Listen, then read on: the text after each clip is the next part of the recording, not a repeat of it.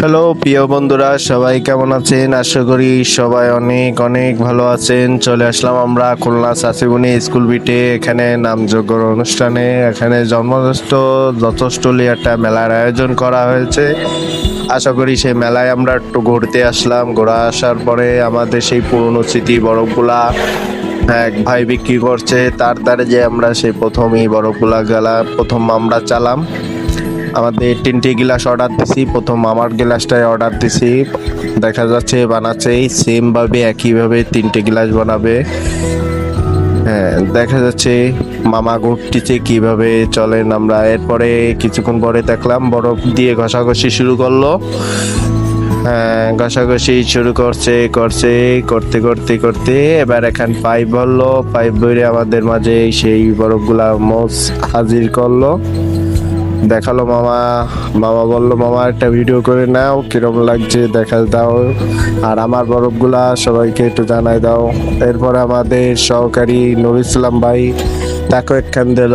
তারপরেও আমার পাশে আমার এক মমিন ভাই আছে, তাকেও একটা বরফগুলা দিল, সেও খাচ্ছে বরফগুলা। পাশাপাশি দেখেন আমাদের সবাই একটু বরফগুলা নিয়ে একসাথে এনজয় করছি, খুবই মজা পাচ্ছে। বরফগুলার খুব স্বাদটাই অন্যরকম। আপনারাও যদি কোনো দিন খেয়ে থাকেন তা কমেন্টে জানান ভাই, যে বরফগুলা কিরম খাইতে কিরম লাগে। এরপরে চলেন আমরা কিছু বাদে আমরা আরো কিছু কিছু জিনিসপত্র আছে মেলার মধ্যে, বেশি কিছু দেখাতে পারবো না, অল্প কিছুই দেখাই আসি আর নিজেকে একটু দেখাই নিলাম সবার মাঝে। তা আশা করি সবাই থাকুন, চলুন আমরা ঘুরে আসি।